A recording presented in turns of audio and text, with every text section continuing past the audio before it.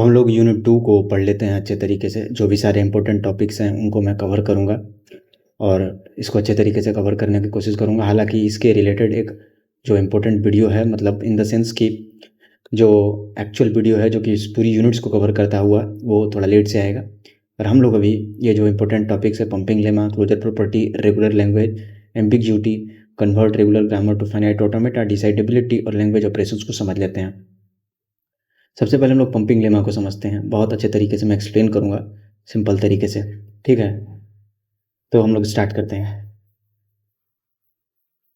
ठीक है। देखो, पंपिंग लेमा का मेन गोल क्या होता है।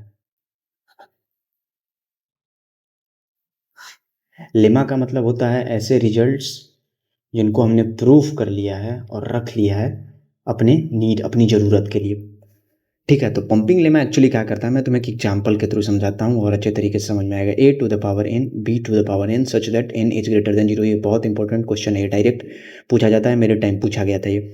इसी के थ्रू मैं एक्सप्लेन करने की कोशिश करता हूँ, ठीक है। ये हमारा इंपॉर्टेंट क्वेश्चन है, ठीक है। ये हमारा इंपॉर्टेंट क्वेश्चन है, a to the power n b to the power n such that n is greater than equal to 0। चलो अब हम समझ लेते हैं इसको। एक मिनट रुक जाओ। बोट बोट बोट अरे यार, बोर्ड।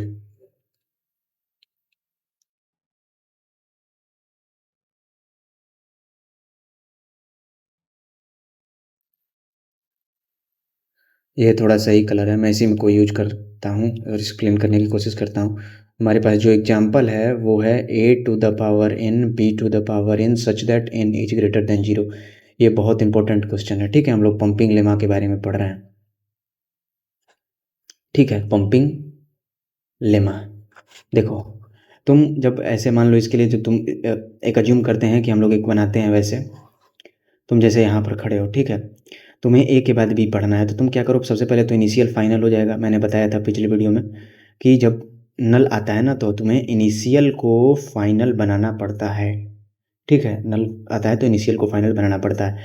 अब तुम क्या करो, इस पर कितने भी ए आते हैं ए पढ़ो, और जैसे ही तुमको एक बी आए तुम इस पर आ जाओ और इसको भी फाइनल बना लो। इस पर भी तुम जितने मर्जी चाहे उतने बी पढ़ लो, ठीक है। तो इसका मतलब क्या हो गया, ये सारे ए को एक्सेप्ट करेगा। अगर तुम्हारे पास एक बी आता है तो बी भी एक्सेप्ट होना चाहिए, तो वो बी इससे एक्सेप्ट हो जाएगा। अब जानते हो पंपिंग लेमा क्या बोलता है। पंपिंग लेमा ये बोलता है कि हमारे लिए प्रॉब्लम क्या है।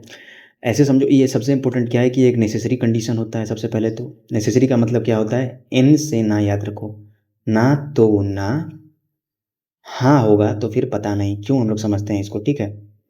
इसका मतलब समझ रहे हो कि अगर ये टेस्ट पंपिंग लेमा को, अगर हमारा ये बेसिकली एक नेगेटिव टेस्ट होता है, ये भी याद रखना। नेगेटिव क्यों, क्योंकि ना की बात हम लोग कर रहे हैं। तो ये बोलता है अगर पंपिंग लिस्ट मतलब लेमा को इसने ना बोला तो इसका मतलब ये रेगुलर लैंग्वेज नहीं होगा। हाँ बोला तो हमें कुछ पता नहीं है, नेसेसरी से याद रखो। तो इसके अंदर देखो तुम क्या कर रहे हो। इसके अंदर तुम a to the power n b to the power n तुमने लिख रखा है। a जो है, you can pump it any number of times, ऐसे ही तुम्हें लिखना है, ठीक है। You can pump it any number of times, क्योंकि a to the power n है ना, n should be greater than 0, ऐसे कुछ दिया गया है। तो इसके केस में समझ रहे हो क्या प्रॉब्लम आएगी। प्रॉब्लम ये आएगी कि तुम a कितने बारी पढ़ोगे। तो उसके बाद जैसे मान लो तुम्हें मैंने दिया a क्यूब b क्यूब, तो तुमको कन्फ्यूजन क्या आएगा। कन्फ्यूजन इस सेंस में आता है कि तुम्हें कितने ए पढ़ने हैं। मान लो a to the power n तो मैंने दिया, तो ये तो पता भी चल रहा है, लेकिन तुम्हें स्टैंडर्ड तरीके से देखे तो तुम्हें पता नहीं चल रहा है। मतलब क्या है कि वी कैन सिंपली जो लिख रखा है यहाँ पर, पंप ए को हम किसी भी नंबर में पंप कर सकते हैं। तो जब ए को हम लोग कितने भी नंबर में पंप करने की कोशिश करेंगे ना, तो होगा क्या कि जैसे मान लो a to the power n b to the power n तुमने लिख रखा है ना, तो इसके केस में हमें कन्फ्यूजन आ जाएगा। जो मैंने पहले बोला वहीं दोहरा रहा हूँ। कन्फ्यूजन इस सेंस में आ जाएगा कि हमें ए जो है वो कितने देर तक पढ़ने हैं, उसके बाद अगला बी आएगा। या कि ऐसा भी हो सकता है कि हमने जैसे मान लो ए स्क्वायर बी करना है, बी स्क्वायर, ठीक है। ये तो होगा, पहला ए पढ़ा, फिर दूसरा ए पढ़ा, उसके बाद बी भी। तो यहाँ पर सिंपल हो क्या रहा है ना कि हमारे लिए कन्फ्यूजन आ रहा है कि ए के पढ़ के रुक जाना है, या दूसरा ए पढ़ के रुक जाना है, या बी पढ़ के रुक जाना है, या बी पढ़ के। इसको सिंपल में एक्सप्लेन करना होगा, वरना इसका डिटेल्ड एक्सप्लेनेशन देना होगा। तो इसके लिए बहुत सारे एग्जाम्पल्स हैं। A to the power n square है, a to the power b, जहाँ पर बी प्राइम है। बट मैं सिंपल अभी तुम्हें एक्सप्लेन कर रहा हूँ कि तुम एग्जाम में लिख करके आ पाओ। तो सिंपल दो चीज़ें लिखना। सबसे पहले पहली चीज़ ये लिखना, ना तो ना, हाँ तो पता नहीं। और दूसरा ये नेगेटिव टेस्ट होता है। तीसरा एक इंपॉर्टेंट चीज़ और लिख देता हूँ, ये किस पे बेस्ड होता है, ये बेस्ड होता है पिजन होल प्रिंसिपल जो तुमने पढ़ा होगा डिस्क्रीट मैथ्स के अंदर, ठीक है, पिजन होल प्रिंसिपल पे ये बेस्ट होता है। आगे बढ़ते हैं। तो ये पहला टॉपिक पंपिंग लेमा कंप्लीट है, जो कि लैंग्वेज को प्रूव करने के लिए चेक किया जाता है। नॉट रेगुलर, नॉट का याद रखना, यहाँ पर नॉट है, नॉट नॉट नॉट नॉट के बारे में मैंने बता दिया। जैसे देखो a to the power p prime है या फिर ए स्क्वायर बी स्क्वायर पूछा जाता है, a to the power n b to the power n वाला ये वाला जो एग्जाम्पल है वो मैंने करा दिया। A to the power p जो प्राइम है ना, उसके अंदर तुम्हें थोड़ा कॉम्प्लेक्सिटी होता है, a to the power p plus one का यूज करके करना पड़ता है। इसके लिए थोड़ा कॉम्प्लेक्सिटी है, अभी मैं तुम्हें कॉम्प्लेक्सिटी में ले नहीं जाना चाहता, ठीक है। इस तरीके से तुम इसको समझ सकते हो। बाकी अगर हम जब इसके रिगार्डिंग जब एक्चुअल वीडियो लेकर के आएंगे तो जरूर एक्सप्लेन कर दूंगा उसको। Closure property of regular language union, complement, homomorphism और इंटरसेक्शन, इसको हम लोग समझ लेते हैं, ठीक है। इसको हम लोग अच्छे तरीके से समझ लेते हैं। हमारे पास टॉपिक क्या है, हमारे पास सेकंड टॉपिक जो है वो है closure property of regular language बात कर रहे हैं। सिंपल देखो, एक चीज़ बस याद रखो, एग्जाम में अगर तुमसे पूछा जाए कि रेगुलर यूनियन के अंदर क्लोज होगा, हाँ, इंटरसेक्शन के अंदर हाँ, कनकैटिनेशन के अंदर हाँ, कोई भी ऑपरेशन है, मोस्ट ऑफ दी ऑपरेशंस जो होता है उसके अंदर ये क्लोज होता है। कुछ के अंदर नहीं क्लोज होता है, जैसे इनफाइनाइट यूनियन हो जाता है, या फिर इनफाइनाइट यूनियन इन सब्सट्रैक्शन के अंदर कुछ क्या होता है, लेकिन जो मोस्टली ऑपरेशन जो कि तुम्हारे सिलेबस में है उसके अंदर ये क्या होता है, क्लोज्ड होता है। तो कैसे इसको प्रूफ करोगे, देखो मैं बताता हूँ। कनकैटिनेशन क्या होता है, यूनियन क्या होता है, ये तो दोहराने की जरूरत नहीं, मैंने एक्सप्लेन किया। कनकैटिनेशन मतलब ऐसे समझो जैसे ए टू द पावर एन जो है एन ग्रेटर देन जीरो, ये क्या है, रेगुलर है, अपनी साइड से दिख रहा है। जब तुम इसके साथ B to the power N N greater than zero भी तुम करने की कोशिश करोगे तो ये भी क्या है, जब इन दोनों को कनकैट करोगे तो कुछ ऐसे बनेगा, a to the power n b to the power n such that n is greater than zero, ऐसे बोल सकते हो। या फिर मतलब बेसिकली ये तो है रेगुलर, ये भी रेगुलर है, पर समझ रहे हो क्या बोल रहा हूँ। यहाँ पर सिग्मा जो होगा ए होगा, यहाँ पर सिग्मा जो होगा वो पी होगा। जब इन दोनों को तुम क्लोज करने की कोशिश कर रहे हो यहाँ पर, तब तुम ऐसे देख रहे हो यहाँ पर तुम्हारे पास ये एक्सप्रेशन आ रहा है। तो कनकैटिनेशन का सिंपल मतलब यही होता है ना, कि हम क्या करते हैं कि अगर हमारे पास एक रेगुलर लैंग्वेज है, ठीक है, हमारे पास जैसे एक रेगुलर लैंग्वेज है, उसको हम क्या करेंगे कनकैटिनेशन के लिए, मैंने तुम्हें जो पिछले यूनिट में बताया था, इसके इसके इस वाले के ए टू द पावर एन की जो वो है रेगुलर, जो बेसिकली फाइनाइट ऑटोमेटा है, उसको तुम इसके साथ क्या कर देते हो, नल से ज्वाइन कर देते हो, ये मैंने तुम्हें बताया था, ठीक है। तो सिंपल ऐसे याद रख सकते हो। और यूनियन की केस में मैंने तुम्हें क्या बताया था कि नल से तुम एक इनिशियल स्टेट बनाओ, एक फाइनल स्टेट बनाओ, उनको तुम नल से क्या करो, ज्वाइन कर दो। ये चीज़ यहाँ पर एक्सप्लेन करने वाली चीज़ है, ठीक है। तो ऐसे तुम समझ सकते हो इससे, ठीक है। तो इस तरीके से मतलब हम लोग इसको रिलेट करने की कोशिश कर रहे हैं यहाँ पर। तो ये ऐसे होता है, ठीक है। मतलब सिंपल तुम फंडामेंटल अभी चीज़ें याद रखो कि अगर तुमसे पूछा जाए, बेसिक चीज़ क्या पूछा जाएगा कि जो क्लोजर प्रॉपर्टीज़ हैं क्या उनके अंदर रेगुलर लैंग्वेजेज क्लोज होती हैं, चाहे वो यूनियन हो, कम्प्लीमेंट हो, होमोमॉर्फिज्म हो, सभी के अंदर ये क्लोज होती हैं। ये बस इतना इंपॉर्टेंट चीज़ अभी याद रखो। हम लोग थर्ड टॉपिक रेगुलर ग्रामर को स्टार्ट करेंगे, जिसके अंदर तुम्हें चॉम्स्की नॉर्मल फॉर्म का जो डायग्राम है वो भी तुम्हें पता होना चाहिए। इसके अंदर दो चीज़ें आती हैं, राइट लीनियर, लेफ्ट लीनियर, जो कि रेगुलर ग्रामर से थोड़ी ज़्यादा पावरफुल होती हैं, और उनके बीच में कन्वर्जन। मैं तुम्हें एक्सप्लेन करता हूँ कन्वर्जन कैसे होता है। वेट करना थोड़ी देर, वेट करना थोड़ी देर, मैं तुम्हें एक्सप्लेन कर देता हूँ कि ये मतलब रेगुलर ग्रामर। अभी तक हमने पंपिंग लेमा पढ़ा, पंपिंग लेमा अच्छे से तुम्हें समझ में आ गया होगा। लाइट आ जाने दो यार, कट गई है लाइट। उसके बाद फिर दूसरी चीज़ हमने जो पढ़ी वो थी हमारे पास ये क्लोजर प्रॉपर्टीज। उसके बाद हमारे पास रेगुलर ग्रामर है। एम्बिग्यूटी के बारे में थोड़ा मैं एक्सप्लेन करूँगा। एम्बिग्यूटी हालांकि किस चीज़ के लिए रिलेट करने के लिए यूज होता है ये भी हम लोग समझेंगे। और फिर conversion of regular grammar to the finite automata के बारे में समझेंगे। डिसाइडेबिलिटी भी इंपॉर्टेंट है इसके अंदर। और फिर लैंग्वेज ऑपरेशंस के बारे में हम लोग समझेंगे। हालांकि लैंग्वेज ऑपरेशंस के बारे में मैंने तुम्हें पहले एक्सप्लेन कर दिया है। यहाँ पर देखो कनकैटिनेशन, जैसे ये देखो ना, तुम्हें मैंने बताया था ना बीच में डॉट, तो इसके ये L1 और L2 जो है इन दोनों के बीच में क्या है, डॉट है। L2 स्टार मैंने बताया था, L2 इसका मतलब क्या हो जाएगा, all the possible strings including null. ये भी all the possible strings including null यहाँ पर बेसिकली आ रहा है, ठीक है। तो वही हमने यहाँ पर लिख रखा है। यहाँ पर कनकैटिनेशन है, यहाँ पर यूनियन है। यूनियन के लिए मैंने तुम्हें क्या बताया, यूनियन के लिए मैं तुम्हें पीछे अगर ले जाऊँ ना, मेरे पास होगा वो, मैं तुम्हें दिखाता हूँ, एक मिनट रुक जाओ। यूनियन के अंदर एक्चुअली तुम्हें क्या करना होता है, मैं तुम्हें दिखा देता हूँ। यूनियन के अंदर वेट करना है, एक मिनट में तुम्हें दिखा देता हूँ क्या करना होता है। वह देखो यहाँ पर दिख रहा है, अभी दिखाता हूँ। ये यूनियन के अंदर हम क्या करते हैं कि एक इनिशियल स्टेट बनाते हैं, ठीक है। उसके बाद नल से दोनों को ज्वाइन करा देते हैं, और एक हम लोग फाइनल जो होते हैं उनको, फाइनल को हटा करके हम लोग एक नल से क्या कर देते हैं, दोनों को फाइनल को ज्वाइन करा देते हैं।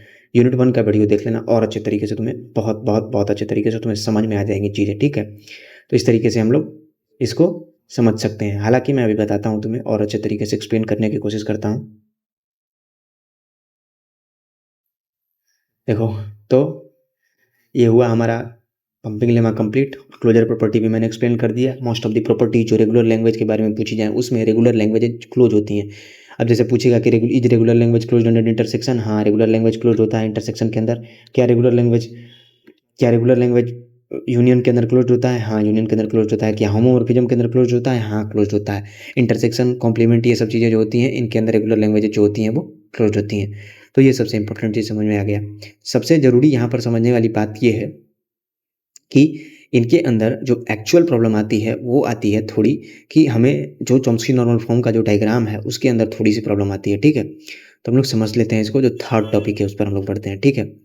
थोड़ा ये वर्थ इट नहीं लग रहा है, पर कोई बात नहीं, मैं एक्सप्लेन करता हूँ।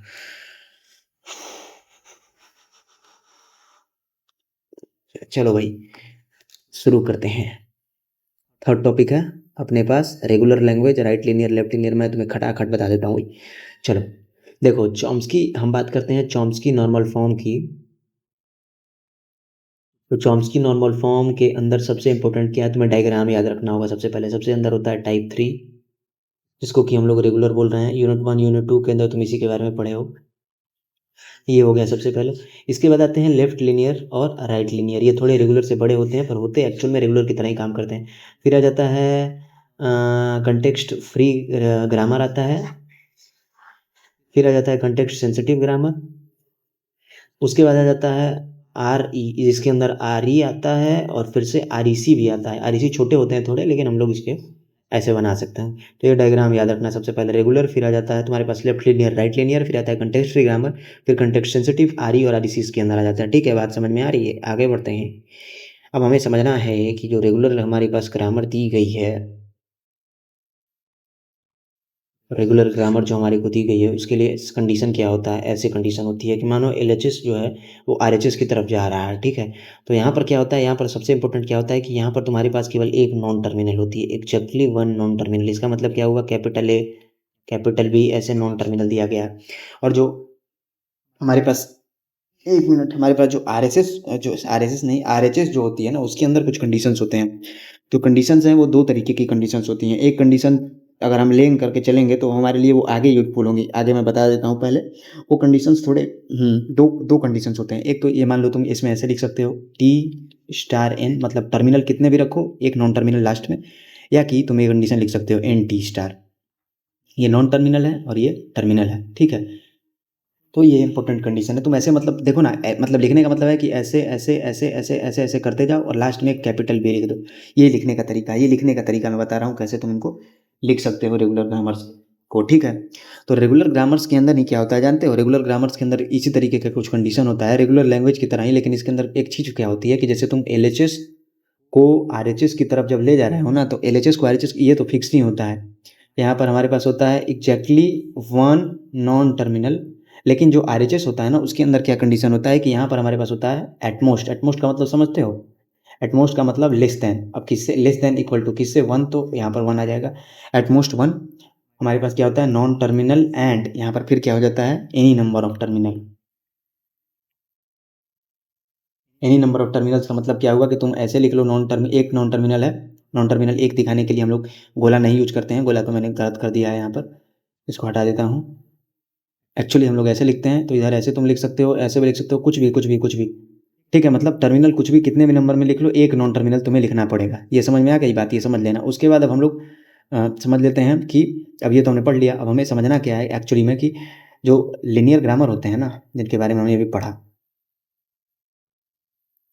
वो तीन तरीके के होते हैं। लेकिन तीन तरीके का बताऊंगा नहीं, क्योंकि अभी तुम्हें राइट लीनियर और लेफ्ट लीनियर केवल पढ़ना है, ठीक है। राइट लीनियर और लेफ्ट लीनियर चलो बता ही देता हूँ। इसी के अंदर आता है यहाँ पर रेगुलर लैंग्वेज, क्योंकि रेगुलर ग्रामर का जो तुमने कंडीशन पढ़ा वो इससे मिलता जुलता है नहीं है। देखो वापस ले जाता हूँ, तुम्हारी बार बार रिवाइज करा रहा हूँ। देखो क्या कंडीशन है, कहाँ लिखा है भाई, यहाँ पर लिखा है। ओफो, ये भी नहीं, ये रहा। देखो एक तरफ हमने terminal, any number of terminal, और यहाँ पर एक नॉन टर्मिनल। देखो यहाँ पर मैंने क्या लिख रखा है, यहाँ पर लिख रखा है at most one non terminal and any number of terminals, ठीक है। तो ये हो गया हमारे पास तीन कंडीशन। अब देखो राइट लीनियर क्या होता है। राइट लीनियर का मतलब ऐसे समझो कि एस गोज टू एस, और तुम्हें मान लो दे दिया गया है बी। अब रेगुलर ग्रामर तो तुम्हें पता है, कोई दिक्कत नहीं है। इसके अंदर हम लोग लिख लेते हैं S goes to S A और बी उल्टा हो गया, ठीक है। इससे तुम जानते हो क्या होगा? देखो तुम बना के एक बार देखो, ऐसे करो, ऐसे करो, फिर ऐसे करो, ऐसे करो, किस डायरेक्शन में बढ़ रहा है ये? ऐसे बढ़ रहा है, राइट की तरफ। अब इसमें तुम बनाओ, एस गोज़ टू ऐसे, इसको थोड़ी फिर से लिख दूँ क्या? चलो फिर से लिख देता हूँ, ऐसे, एस ए, एस ए। तुम कहोगे एस ए ही क्यों पढ़ रहे हैं, साउथ अफ्रीका से हैं क्या? नहीं भाई, एस ए पढ़ो, बी पढ़ लो, कोई दिक्कत नहीं है, फिर भी ये किधर बढ़ रहा है? लेफ्ट की तरफ, इसीलिए हम लोग इसको बोलते हैं लेफ्ट लीनियर, लीनियरली लेफ्ट की तरफ या फिर राइट लीनियर। अब रेगुलर ग्रामर क्या है? एलएचएस इम्प्लाइज आरएचएस, ये क्या होता है और इसका क्या कंडीशन होता है, ये ऊपर लिख रखा है यहाँ पर, तुम्हें याद होगा। चलो भाई, तो अब सबसे इंपॉर्टेंट क्या आता है कि मैं तुम्हें एल्गोरिदम बता देता हूँ जिसका यूज करके तुम लेफ्ट लीनियर को राइट लीनियर के अंदर कन्वर्ट कर लेते हो। उसके अंदर सबसे पहला स्टेप क्या है कि तुम्हें ग्रामर लिखना है। जब तुम ग्रामर, जैसे मान लो एस गोज टू ऐसे तुमने लिखा, ये लेफ्ट लीनियर है और बी हमें दिया गया है, तो तुम्हें क्या करना है, उलट के लिख लेना है, ऐसे उलट के लिख लो, और बी तो ऐसी चीज़ रहेगा। इसके लिए तुम एक डीएफए कंस्ट्रक्ट करो, डीएफए कंस्ट्रक्शन हमें आगे पढ़ना है, मैं तुम्हें बता देता हूँ। देखो S goes to S A, यानी हमारे पास एस स्टेट है, ऐसे मान सकते हो ऐसा। इस पर ए पढ़ के हम लोग इसी पर रहेंगे, और बी पढ़ के हम लोग कहाँ जा रहे हैं, बी भी पढ़ के हम लोग इसी पर रहे, बी मतलब बेसिकली पढ़ के हम लोग फाइनल पर जा सकते हैं। अब क्या करना है कि ऐसे बना लो, इसको मान लेते हैं, और बी पढ़ना पड़ेगा, नल एक्सेप्ट होगा नहीं, तो बी पढ़ के हम लोग क्या करेंगे, मान लेते हैं जैसे क्यू फाइनल पर हम लोग आ गए, ठीक है। ए पढ़ के हम लोग कितने भी नंबर में ए पढ़ सकते हैं, हम लोग फाइनल पर आएंगे, वो यहाँ पर कवर हो रहा है। एक भी पढ़ के हम लोग इस पर आ जाएंगे, इस तरीके से। अब इसको बना लिया, अब क्या करना है तुम्हें ना, उलट देना है इसको, इसके अंदर कोई दिक्कत नहीं, इसको तुम्हें उलट देना है। उलट देना है इन द सेंस कि बी पढ़ के तुम इस पर आओगे, और ये जो है वो क्यू फाइनल रहेगा, और यहाँ पर तुम्हारे पास ए रहेगा, ठीक है। इनिशियल स्टेट ये रहेगा। अब देखो तुम क्या करोगे, उलट देना है इन द सेंस, इसको तुम बना दो ऐसे, नहीं इसको हटा दो यहाँ से, इसको इनिशियल ही रहने दो, ठीक है। इस तरीके से मतलब स्टेप बता रहा हूँ, ये स्टेप 2 है। अब तुम्हें क्या करना है स्टेप 3 के अंदर, इसके लिए तुम ग्रामर लिख दो। ग्रामर क्या लिखोगे भाई, एस गोज टू एस लिखोगे बस, और एक मान लो तुम क्यू एफ मान लेते हैं, इसको हम जोड़ देते हैं बी, तो बी बनाएंगे, बी पर हम लोग क्या लिखेंगे, B goes to B S, ऐसे कुछ लिख सकते हैं, ठीक है। अब बी पर जाने का रास्ता हमारे पास है नहीं, मतलब कहने का ये तरीका है, देखो राइट लीनियर हो गया, ये राइट की तरफ बढ़ेगा। सिंपल एल्गोरिदम याद रखो, एग्जाम्पल वैसे अच्छा मैं नहीं ले पाया। एल्गोरिदम क्या है, सबसे पहले ग्रामर लिखो, जो भी ग्रामर दी गई है, चाहे वो राइट लीनियर हो, चाहे वो यहाँ पर नहीं, चाहे वो लेफ्ट लीनियर हो, ठीक है। ये तुम ग्रामर लिख सकते हो। उसके बाद क्या करो, उस ग्रामर के कॉरस्पॉन्डिंग तुम अभी आगे बताएंगे, उसके उसके लिए ग्रामर के कॉरस्पॉन्डिंग तुम डीएफए कंस्ट्रक्ट करो। उस डीएफए को कंस्ट्रक्ट करके रिवर्स कर लो, रिवर्स द डायरेक्शन, डायरेक्शन मतलब जो ऐसे जा रहा है उसको ऐसे कर लो, बाकी इनिशियल फाइनल को चेंज मत करो, ठीक है। उसके बाद क्या करो, अब जो तुमने ये बना लिया, उसके बाद तुम क्या करो, अब उसके कॉरस्पॉन्डिंग तुम right corresponding grammar using the DFA जो तुमने बनाया है, ये हम लोग आगे पढ़ेंगे, तो ये तरीका है इसको करने का, ठीक है। ये लिख करके भी आ जाओगे भाई तो नंबर मिल जाएंगे यार। तुम मतलब ऐसे तो प्रैक्टिकली पॉसिबल नहीं है हर एक चीज़ लेकर के यहाँ पर कराना, कहाँ चलेगी सारी चीज़ें। बट जितना एक्सप्लेन कर रहा हूँ वो काफ़ी एक्सप्लेन कर रहा हूँ, इतना तुम करके आ जाओगे कि हाँ खुश हो जाओगे, ठीक है। तो हम लोग रेगुलर ग्रामर के बारे में काफ़ी डिटेल में काफ़ी देर से पढ़ रहे हैं, पूरे कई ज़मानों से, लाइट कटने के बाद से लेकर के अभी तक हम लोग इसी के बारे में पढ़ रहे थे। अब एम्बिग्यूटी के बारे में मैं एक्सप्लेन करता हूँ। एम्बिग्यूटी पर भी काफ़ी क्वेश्चंस आते हैं, तो हम लोग इसको भी समझ लेते हैं। कहाँ यहाँ पर देखो, मैंने बताया भी था शायद, पर अगर नहीं बताया तो ये काफ़ी वैसा हो रहा है।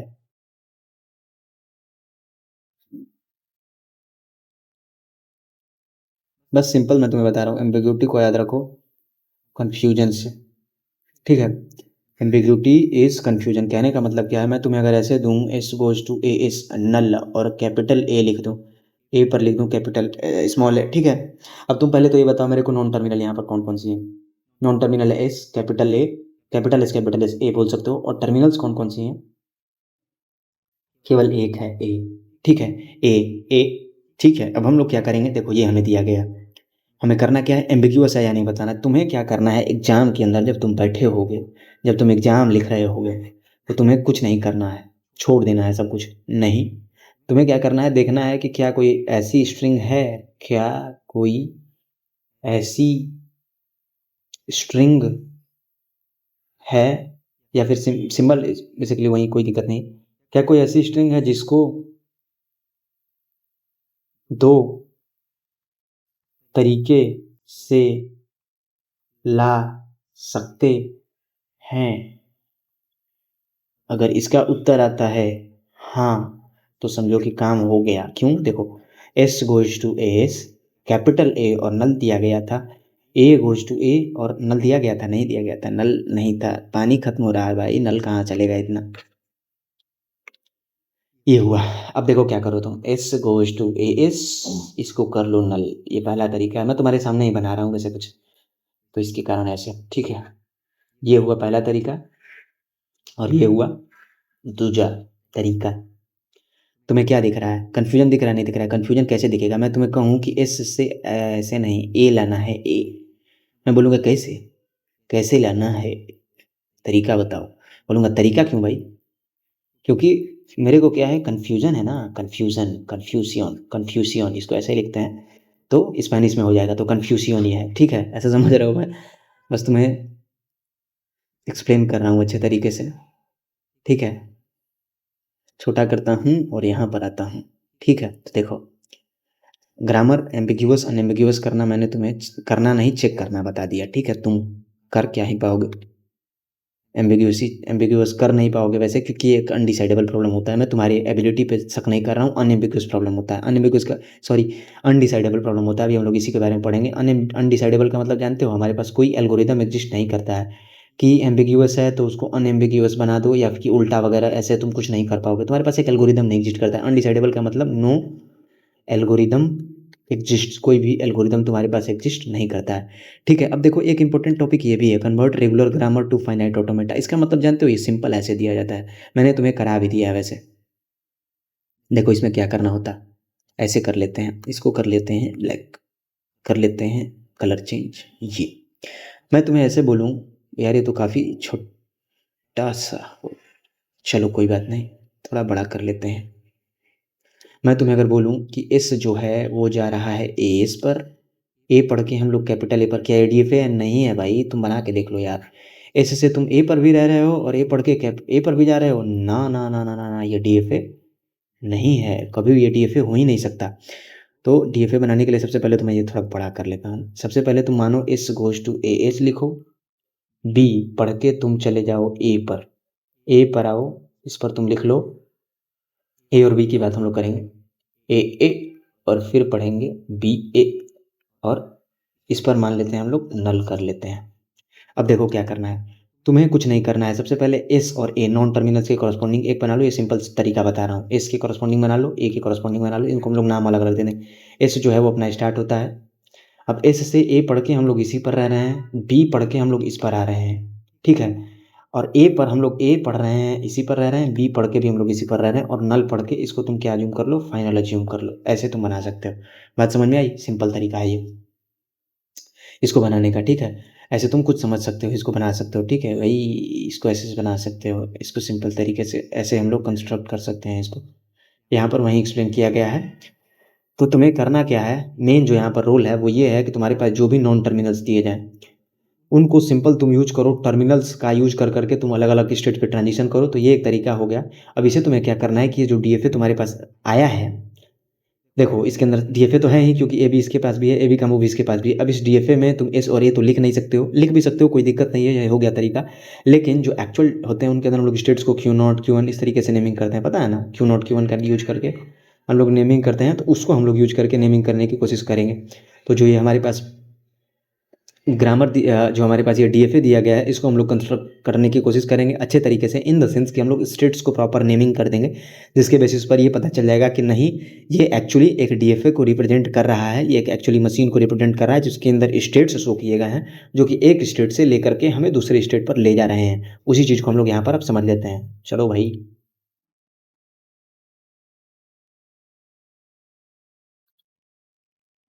चलो ठीक है। तो ये हो गया। अब इसको हम क्या करेंगे, सिंपल कन्वर्ट करने की कोशिश करेंगे एक्चुअल स्टेट्स को यूज करके, ठीक है। तो इसको हम क्या करेंगे, कुछ नहीं करेंगे, क्यू नोट लिख लेंगे, ए पढ़ के हम लोग क्यू नोट पर ही रह जाएंगे, बी पढ़ के हम लोग क्यू वन पर आ जाएंगे, ए और बी। ये बस लेमन थोड़ा उस तरीके से बता रहा हूँ, वरना इसके लिए तुम्हें जानते हो क्या होता है, तुम्हारे को जो रेगुलर लैंग्वेज तुमने लिख रखी है ना, जो रेगुलर ग्रामर एक्चुअली जो तुमने लिख रखी है ना, उसका जो डिफिनीशन तुमने डिफाइन कर रखा है अपने लिए, वो भी थोड़ा बदल जाता है, ठीक है। डिफिनीशन जो होता है वो बदल जाता है। लेकिन अगर एग्जाम में तुम बेसिक इस तरीके से कर सकते हो जो मैंने तुम्हें तरीका बताया है, ठीक है। ये एक स्टैंडर्ड तरीका है।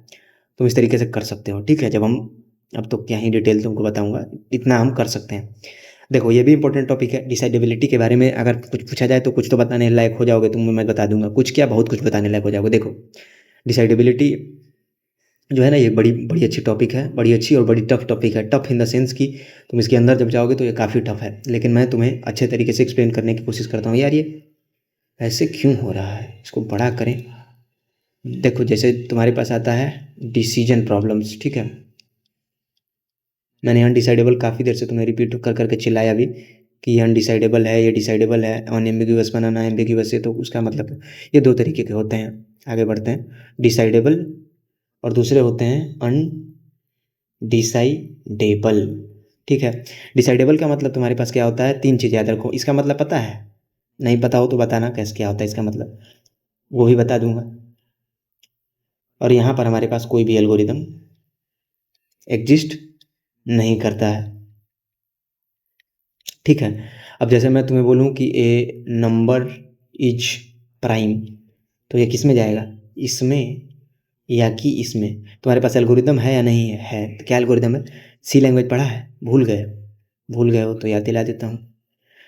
31 इज प्राइम और नॉट, तो तुम्हें करना क्या होता है इसके अंदर जानते हो, 31/2 करो, 15 तक के नंबर से तुम चेक कर लो इसको, क्या किसी से डिवाइड हो रहा है क्या। 1 को छोड़ करके, 1 नहीं लेना होता, 2 से नहीं, 3 से नहीं, 4 से नहीं, 5 से नहीं, 6 से नहीं, 7 से नहीं, 15 तक चेक करना है। 8 से नहीं, 9 से नहीं, 10 से नहीं, 11 से नहीं, भाई 15 से भी नहीं होगा ये, इसका मतलब ये प्राइम है। एल्गोरिदम है ना, ये हुआ। अब इसकी अनडिसाइडेबल का सबसे स्टैंडर्ड मैंने क्या बताया कि जो तुम्हारे को, क्या लिख रहा हूँ, अनएम्बिग्यूअस ग्रामर जो होती है उसकी चेकिंग इसके अंदर आती है, ठीक है। अनएम्बिग्यूअस ग्रामर, ठीक है। अब देखो एग्जाम क्लोज हैं, और वैसे भी मैं तुम्हें डिटेल में वैसे भी नहीं कराने वाला हूँ यहाँ पर, वरना तुम उठ के भाग जाओगे यहाँ से। देखो अब तुमसे पूछे जा सकते हैं मेंबरशिप प्रॉब्लम के बारे में, मेंबरशिप प्रॉब्लम, या कि पूछा जा सकता है और प्रॉब्लम बताऊँ, इसके अंदर और भी आते हैं, जैसे कॉम्प्लीमेंट यार इसको बोलते हैं हम लोग, वो बोलते हैं, ठीक है, हॉल्ट हॉल्ट करने का एक प्रॉब्लम। फिर एक्सेप्टेंस प्रॉब्लम इसके अंदर आता है।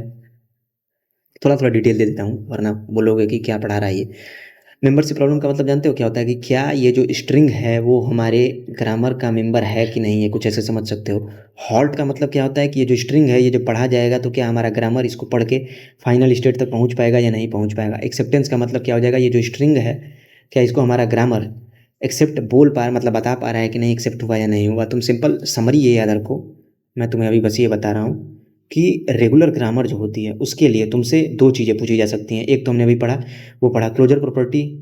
क्लोजर प्रॉपर्टी के अंदर ये ऑलमोस्ट सब में क्लोज होता है, ऑल जो तुम्हारे सिलेबस में है उसके अंदर सारे का सारा क्लोज है। बाकी है कुछ जिसके अंदर वो क्लोज नहीं होता है, उसके बारे में तुम्हें उतने डिटेल में जाने की जरूरत नहीं है। तुम्हें अगर डिसाइडेबल प्रॉब्लम्स के बारे में पूछा जाए तो उसके अंदर तुम्हें याद रखना है कि रेगुलर जो होता है वो लगभग सब में क्लोज होता है, ठीक है। Regular is close in all. मैं कुछ देख लेता हूँ, मुझे थोड़ा सा कन्फ्यूजन यहाँ पर हो रहा है। कन्फ्यूजन इन द सेंस इसलिए नहीं कि मैं कन्फ्यूज हो रहा हूँ, लेकिन एक चीज़ है वो मैं तुम्हें एक्सप्लेन कर देता हूँ, उससे पूछा जा सकता है कि क्या होता है वो, ठीक है। बाकी कैसा वीडियो बना रहा हूँ ये बताना जरूर। देखो रेगुलर लैंग्वेज जो होते हैं वो सब में क्लोज होते हैं, 5 में क्लोज नहीं होते हैं, वो मैंने बताया 5 में ही क्लोज नहीं होते हैं, वो तुम्हारे सिलेबस में नहीं है। बाकी ऐसे तुम याद कर सकते हो, कोई दिक्कत नहीं है, तुम्हें जो मैं बता रहा हूँ उतना काफ़ी है, ठीक है। जितना बताया उतना काफ़ी है, वैसे याद कर लो, ठीक है। कुछ और सोच रहा था तुम्हें बताने के लिए, बता देता है कि हाँ क्लोज, ठीक है, ये तुम याद रख लो, इतना काफ़ी है, ठीक है। मैंने तुम्हें सिंपल राम बड़ा बता ही दिया कि क्लोजर प्रॉपर्टी आए तो किसी के अंदर भी आए क्लोज कर दे, क्लोज बता देना। डिसाइडेबल के अंदर किसी मतलब मोस्ट ऑफ द केसेस के अंदर ये रेगुलर होता है। यूनियन के लिए मैंने तुम्हें वो भी बता दिया है भाई, कैसे हम वो बता करते हैं। ऊपर ऐसे नल, नीचे नल, लाइट कट गया था वैसे, यहाँ से भी ऐसे ऐसे नल, एक फाइनल एक इनिशियल, और बीच में जो भी है उसको यहाँ पर फंसा दो, बीच में जो भी है वहाँ पर ये इसको फंसा दो। कंकैटिनेशन के बारे में भी मैंने बताया था, याद है ना। तो ये सब चीज़ें इसके अंदर मैंने बता दी है। इंटरसेक्शन के अंदर क्या हो जाएगा, जैसे समझो a⁴n b⁴n यहाँ पर दिया गया, पहले के अंदर n m दिया गया है, n is not equal to m दिया गया है। ऐसे तो फिर हो ही नहीं पाएगा, मैं इसको करता हूँ ऐसे, देखो इरेज कर देता हूँ इसको यहाँ से, इसको यहाँ से। मैं इसके अंदर बोलता हूँ n is greater than m, ठीक है। फिर बोलता हूँ a to the power n b to the power m, और बोलता ऐसे कर लेता हूँ n is less than m। अब इन दोनों का तुम इंटरसेक्शन लोगे, यानी कि कॉमन। कॉमन क्या आएगा? कॉमन जानते हो क्या आएगा? कॉमन आएगा a to the power n b to the power m, n is equal to. आएगा नहीं आएगा? आएगा भाई, आएगा तो गारंटी है, ये गारंटी, समझ रहे हो? तो यहाँ पर ये टॉपिक कंप्लीट हो जाता है। बस क्विकली तुम्हें एक्सप्लेन कर रहा हूँ, इतना तो कर दे रहा हूँ कि तुम जाओगे तो वहाँ पर बेहोश नहीं होगे, समझ रहे हो? क्योंकि टीओसी एक टफ सब्जेक्ट है, समझ रहे हो बात को? हम लोग चलते हैं अपने टॉपिक, आखिरी टॉपिक पर, लैंग्वेज ऑपरेशन। ही मैंने तुम्हें एक्सप्लेन कर दिया है, पर कोई बात नहीं, एक बार फिर कर देता हूँ। कहाँ बताऊँ? यहाँ बताऊँ? यहाँ बताता हूँ। ये आखिरी टॉपिक है, इसलिए झंडा बना लेता हूँ, खुशियों का झंडा। ठीक है, इसके अंदर तुम्हें क्या एक्सप्लेन करना है? क्या एक्सप्लेन करना था भाई? इसके अंदर एक्सप्लेन करना था लैंग्वेज ऑपरेशंस। अच्छा, यहाँ पर झंडा है हमारा, है ये? यही है या ये नहीं है? एक ही चीज़ का है, मेरे को कमेंट करके जरूर बताना। ये जो है ना, ये वाला जो डायग्राम अभी आया था, नज़र कहाँ आया था भाई? ये डायग्राम भी नज़र नहीं आते हैं, ये वाला। ये मेरे को बताना, यूनिट 1 के अंदर मैंने कराया। ये जो स्टेट ट्रांजिशन डायग्राम हमने बनाए हैं, ये वाले सिंबल्स यूज करके, ये किसके लिए बनाए, ये तुम्हें बताना पड़ेगा, बताना जरूर। ठीक है, यूनिट 1 की वीडियो देखी होगी तभी बता पाओगे, वैसे नहीं। ठीक है, हम लोग कर लेते हैं। फिर से भूल गया क्या मैं? नहीं, लैंग्वेज ऑपरेशंस। ठीक है, मैंने इसमें तुम्हें बताया, जैसे मान लो L1 L2 स्टार, यहाँ पर हम यूनियन कर लेते हैं L3। ठीक है, देखो यूनियन के लिए तुम्हें स्टैंडर्ड चीज़ जो याद रखनी है, मैं तुम्हें सिंपल बताता हूँ। जैसे मानो L1 तुम्हें दिया गया है A स्टार, L2 तुम्हें दिया गया है, रेगुलर एक्सप्रेशन के टर्म में रिप्रेजेंट कर रहे हैं, लेकिन यूनिट 1 तुमने देख रखी होगी, मैं आशा करता हूँ, वरना अगर तुम यहाँ पर आए हो तो यूनिट 1 भी ना देखे तो भाई तुम। L2 दिया गया है B स्टार, ठीक है। L3 तुम्हें दिया गया है A टू द पावर, मान लेते हैं N, और दिया गया है B to the power N such that N is greater than 0। ठीक है, तो हम लोग L1 जो है वो है A का स्टार, L2 जो है वो है B का स्टार। कंकैटिनेशन में जानते हो L1 डॉट L2 करने पर क्या होता है? ये आ जाएगा A स्टार B स्टार। कैसे, समझ रहे हो? ये इसके साथ चिपक जाएगा, ऐसे चिपक जाएगा ये। और जब ये करोगे A to the power N B to the power N, N is greater than 0। अब तुम ये देखो, ये जो है क्या इसके अंदर आ रहा है, नहीं आ रहा है? बताओ, आ रहा है ना? इसके अंदर तुम इक्वल ए और बी रख रहे हो, इसके अंदर तुम बोल रहे हो कितने भी, कुछ भी नंबर ऑफ ए आए, कुछ भी नंबर ऑफ बी आए, लेकिन ए के बाद बी आना चाहिए। तो आ रहा है, इसके अंदर नहीं आ रहा है, नहीं देख पा रहे हो? एक और एग्जांपल करा दूंगा, कोई बात नहीं। तो इसका तुम ओवरऑल क्या लिख सकते हो? ए स्टार बी स्टार लिख सकते हो। ये पहला क्वेश्चन हो गया। अब हम लोग चलते हैं दूसरे क्वेश्चन की तरफ। दूसरा क्वेश्चन हमारे पास है कि मान लो L1 दिया गया है हमारे पास, कुछ अलग तरीके का कराता हूँ। A to the power N दिया गया है, ठीक है, N is greater than 0। L2 दिया गया है B to the power N, N is greater than 0। ठीक है, अगर तुमसे मैं पूछूं L1 यूनियन L2, या कि L1 इंटरसेक्शन L2, या कि तुमसे पूछ सकता हूं L1 डॉट L2, और पूछूं क्या? चलो इतना काफ़ी है। L1 प्लस L2 का स्टार करोगे तो क्या आएगा, वो पूछ सकता हूँ, पूछ लेता हूँ, पहले ये कर लेता हूँ। इसके अंदर बोला जा रहा है A to the power N union B to the power N करने का। इसका मतलब समझ रहे हो क्या होता है? कि तुम ऐसे लिख सकते हो, A का स्टार प्लस B का स्टार लिख सकते हो, है लिख सकते हो, लिख सकते हो। इसके अंदर बोला जा रहा है A to the power N intersection B to the, काछू कॉमन नहीं आएगा भाई, एक चीज़ केवल कॉमन आएगा, वो है ये, या फिर ये। कुछ कॉमन नहीं आएगा यार, तुम क्या देख रहे हो? तुम ऐसे ऐसे, ये रिप्रेजेंटेशन हो गया रेगुलर एक्सप्रेशन के टर्म्स में, वो मैं ज़्यादा डिटेल में नहीं जाऊँगा। तुम्हारे पास ये आएगा ना, ऐसे कुछ आएगा, इसके अंदर इंटरसेक्शन तुम ऐसे करोगे, ये नहीं आएगा। हवा मतलब समझ लो ऐसे, तो वो तो ये तरीका सही रिप्रेजेंट करने का नहीं है। ऐसे रिप्रेजेंट करो, या कि ऐसे रिप्रेजेंट कर सकते हो तुम, नल। ठीक है, तो ये समझने का बात है, ठीक है, उतनी डिटेल में मत जाओ यहाँ भी। इसके अंदर A to the power N dot B to the power N, इसके अंदर सिंपल चिपका दिया करो, ऐसे पूछ पूछ पूछ की तरह से बना दिया करो। तो A to the power N B to the power N such N is greater than 0 आ जाएगा इसके अंदर। अब बोला जा रहा है L1 प्लस L2 का अवतार, यानी L1 प्लस L2 हमने यहाँ पर किया था, जो कि आया था A star plus B star, इसका लगा दो तुम स्टार, ठीक है, स्टार हो गया ये। तो ऐसे कर सकते हो, समझ में आ रही है बात ये? तो यहाँ पर हमारा यूनिट 2 होता है समाप्त।